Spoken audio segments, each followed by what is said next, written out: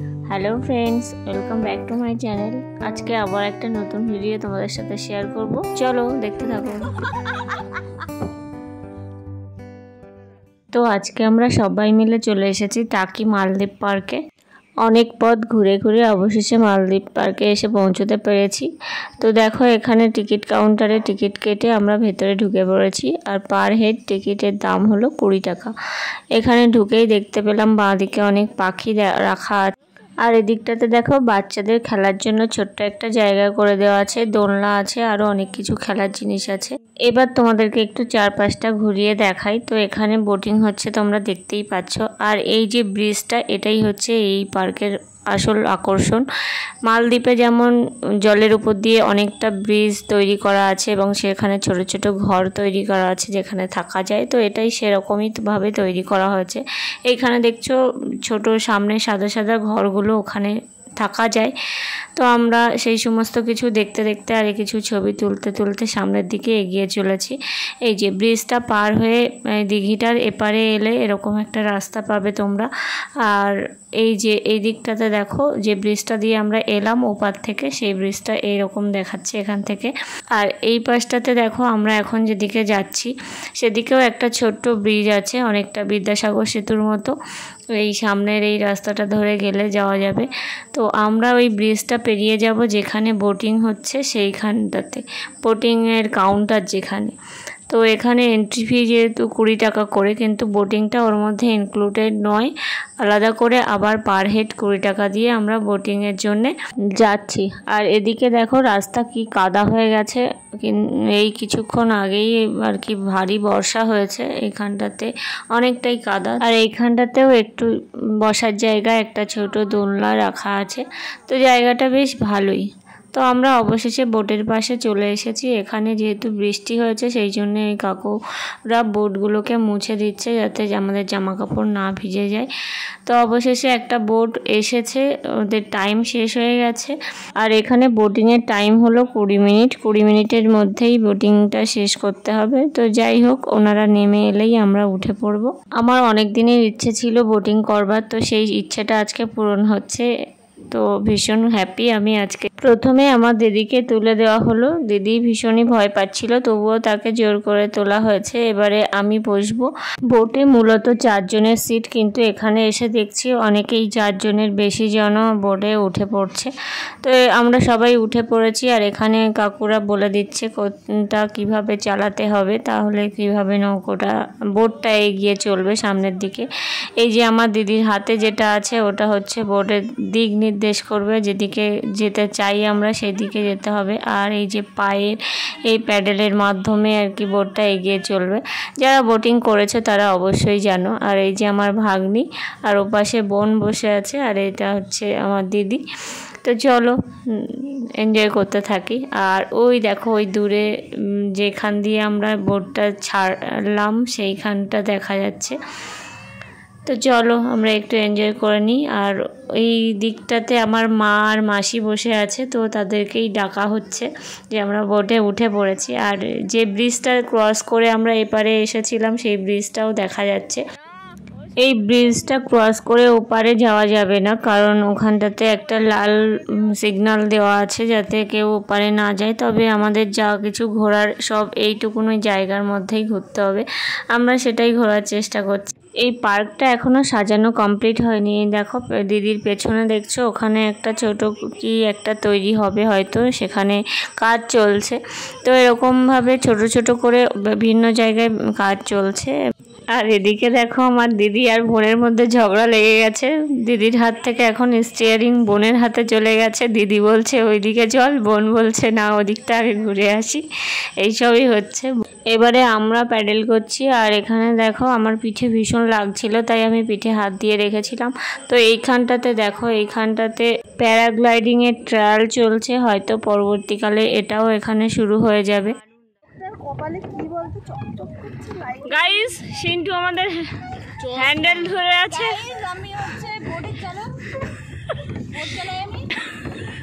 আমি ভয় পাওয়া চালক গাইস, আমি ভয় পাওয়া চালক। ওই ওই পালা দিয়ে চলে যাবো টাইটানিক।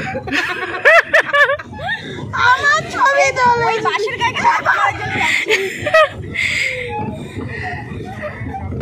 কি হচ্ছে পুরা ওইদিকে এই তো ধরে হ্যান্ডেল জামাইবাবু থাকে যাও চলো চলো গাইস জামাইবাবুকে নিয়ে জামাইবাবু চলে আসো এই চলে একটা ভয় এটা আমাকে উঠতে বলছে না কথা শোনে না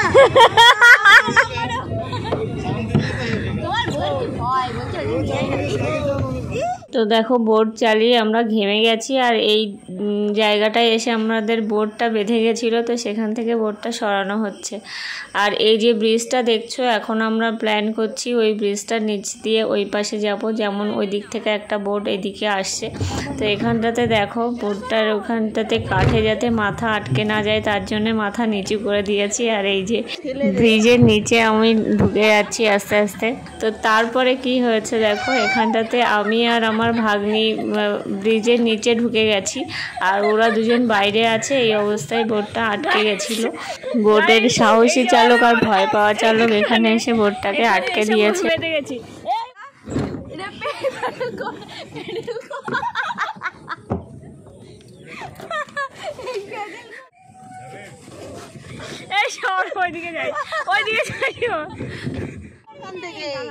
কেন মাথা খারাপ দাঁড়া ঢুকে যা আমরা এখানে যাবো চলো চলো চলো এইটা দিয়ে ঢুকবো এইটা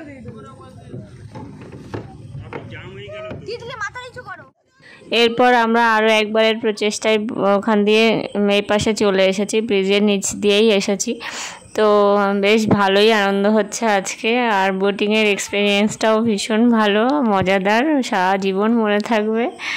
তো চলো দেখতে থাকো। এই পার্কের আরও একটা আকর্ষণ হচ্ছে লাইটিং। তো আমি চাইছিলাম তাড়াতাড়ি একটু সন্ধে নামুক যাতে আমরা লাইটিংটা দেখেই তারপর এখান থেকে চলে যেতে পারি। তো সেটারই অপেক্ষায় ছিলাম। কিছুক্ষণ পরে আমি দেখলাম লাইটটাও জ্বলে গেছে।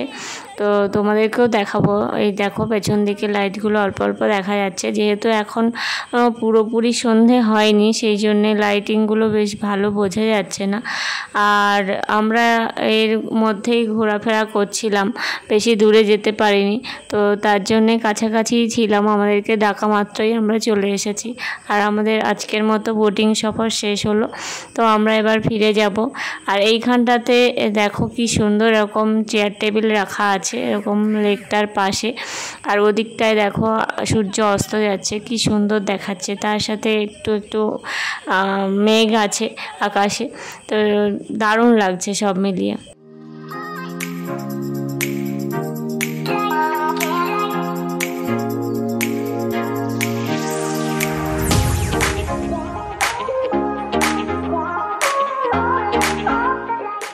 তো পরন্ত বিকেলে বাড়ি ফেরার আগে কিছু ছবি তো তুলতেই হবে, তারই আয়োজন করছে আমাদের এই ক্যামেরাম্যান। তো ক্যামেরাম্যানটা খুবই ভালো, সবারই খুব ভালো ভালো ছবি তুলে দেয়, কিন্তু ক্যামেরাম্যানকে কেউ ছবি তুলে দেয় না, ক্যামেরাম্যানের মনের মতো হয় না কেউ যদি ছবি তুলেও দেয় ক্যামেরাম্যানকে। তো যাই হোক, এই দেখো তোমাদেরকে চারপাশটা দেখালাম, লাইটিংটা এরকমই দেখায়, আরও একটু রাত বাড়লে লাইটিংটা আরও সুন্দর দেখাতো। আর এখানে রাজহাঁসগুলো এখনই নামলো, আমরা যখন বোটিং করছিলাম তখন যদি একটু নামতো আরও বেশ ভালো লাগতো দেখতে কাছে কাছে। আর এই রাস্তাটা দেখো কি সুন্দর করে লাইটে সাজানো। এখানে একটা কুটির টাইপের জায়গাও আছে, বসার জায়গা। তো সেখানেই আমরা বসেছিলাম, একটু কোল্ড ড্রিঙ্কস খাচ্ছিলাম সবাই মিলে। তো অবশেষে আমরা বেরিয়ে পড়েছি আমাদের বাড়ির উদ্দেশ্যে। দেখো হাতে কোল্ড ড্রিঙ্কস রয়েছে আর এই গাড়িতে উঠেও পড়েছি। তো এখান থেকে বেরিয়ে যাওয়ার পথে রাস্তায় দেখলাম ঘোষবাড়ি পড়েছে। ঘোষবাড়ি তোমরা অনেকেই চেনো, এটা একদম মেন রোডের পাশেই। তো আমরা ঘোষবাড়ি পার্কে নেমে পড়েছি। আর এইটা হলো ঘোষবাড়ি, এখানে খুব সুন্দর মিউজিক বাজছিল। আর এটাও আমার প্রথম আসা, মানে আমাদের সবারই প্রথম আসা এখানটাতে। তো চলো একটু ভেতরে গিয়ে দেখা যাক কী কী আছে। এখানে এসে দেখলাম দুর্গাপুজোর প্যান্ডেল বাঁধা শুরু হয়ে গেছে এখন থেকেই। পুজোর সময় এখানটাতে অনেক ভিড় হয় আমি শুনেছি, এবং প্রতিমাও নাকি এবং সাথে প্যান্ডেলও খুব ভালোই হয়। তো যাই হোক, আমাদের আসা হয়নি কখনো। তো তারপরে আমরা ফুচকা খেতে বসে গেছি, যেহেতু আমরা টাকিতে কোনো রকমের কিছুই খেতে পারিনি। তো এখানে এসে চাটনি ফুচকা খেলাম, কিন্তু ততটাও ভালো ছিল না। আর এই জায়গাটাতে সব রকমের বাজার দোকান আছে, যেমন শপিং মল, স্টেশনারি দোকান এবং বিভিন্ন রকম রাইডিং জিনিসপত্র, বাচ্চাদের পার্ক টাইপের জায়গা আছে এখানে। তো সবটা ঘুরে দেখা হয়নি, পরবর্তীকালে কোনো ইচ্ছে আছে এখানে আবারও আসার। আর বোন এই যে এই চুড়িটা নিয়েছিল এই স্টেশনারি দোকান থেকে। আমরা এবার বাড়ি ফিরবো, যেহেতু রাত হয়ে যাচ্ছে। তো আজকে এই পর্যন্তই থাক ভিডিওটা। তোমাদের কেমন লাগলো জানিও। পরবর্তীকালে যখন আবারও যাব তোমাদেরকে আবারও সাথে করে নিয়ে যাব। তো চলো আজকে এই পর্যন্তই, সবাই ভালো থেকো, টাটা। দেখা হচ্ছে পরে কোনো ভিডিওতে।